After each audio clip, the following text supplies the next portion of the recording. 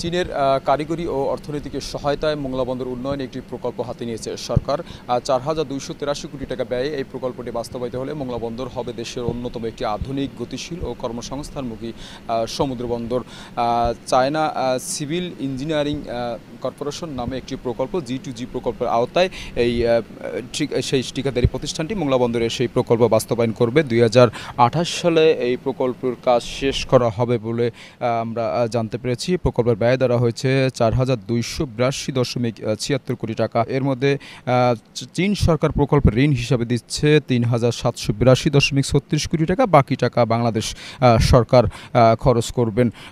মোংলা বন্দর কর্তৃপক্ষের chairman rear admiral Shahin Rahman আমাকে যেটি জানিয়েছেন, প্রকল্পের আওতায় নির্মিত হবে 2টি 368 মিটার দীর্ঘ কন্টেইনার জেটি, আধুনিক কন্টেইনার টার্মিনাল, ডেলিভারি ইয়ার্ড, বহুতল কার ইয়ার্ড, ডুবন্ত ডেক অপারেশন, প্রধান সড়ক উন্নয়ন ও শিট পাইলিং সহ নানা অবকাঠামো। পাশাপাশি আধুনিক ইকুইপমেন্ট ও অটোমোটেড অপারেশন সিস্টেমও স্থাপন করা হবে।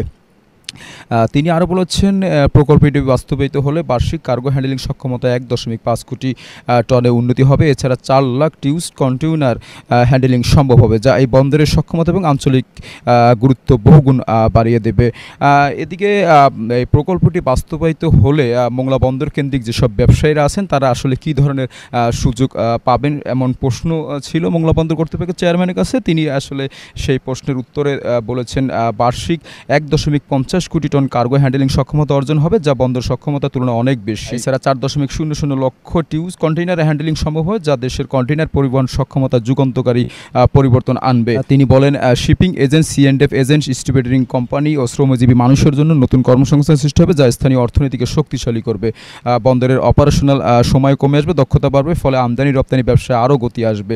উপকূলীয় অঞ্চলেও আধুনিক বাণিজ্যিক অবকাঠামো গড়ে ওঠার সম্ভাবনা বাড়বে, যা দেশীয় বিনিয়োগ ও বিদেশি বিনিয়োগ উভয়কে আকৃষ্ট করবে। তিনি বন্দরের চেয়ারম্যান বলেন, এই প্রকল্প বাস্তবায়িত হলে অঞ্চলের অর্থনীতিতেও নতুন উন্মোচিত হবে। এই প্রকল্প ছাড়া মোংলা বন্দরে আরও অন্তত 8টি প্রকল্প চলমান আছে, যার মধ্যে আছে প্রায় 6,000 কোটি টাকা ব্যয় upgradation of Mongla port, inner bar dredging, PPPর মাধ্যমে 2টি অসম্পূর্ণ জেটি সহ গুরুত্বপূর্ণ উদ্যোগ। কর্তৃপক্ষের চেয়ারম্যান যেটি বলেছেন যে এসব প্রকল্প বাস্তবায়িত হলে আসলেই মোংলা বন্দর একটি আধুনিক বন্দরে রূপান্তরিত হবে। তো সেই তার বক্তব্যের প্রতি সমর্থন করে এই বন্দরের মোংলা বন্দর কেন্দ্রিক যেসব ব্যবসায়ীরা আছেন তারাও বলছেন, যদি আসলে আদৌ যদি এই প্রকল্পগুলো বাস্তবায়িত হয় তাহলে এই মোংলা বন্দরের সুফল তারা পাবেন।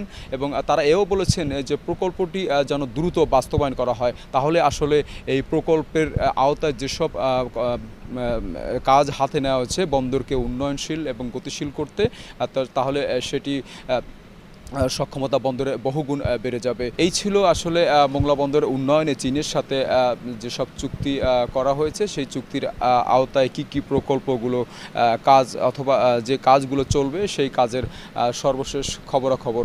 আবুল হাসান, চ্যানেল 24, মোংলা বন্দর।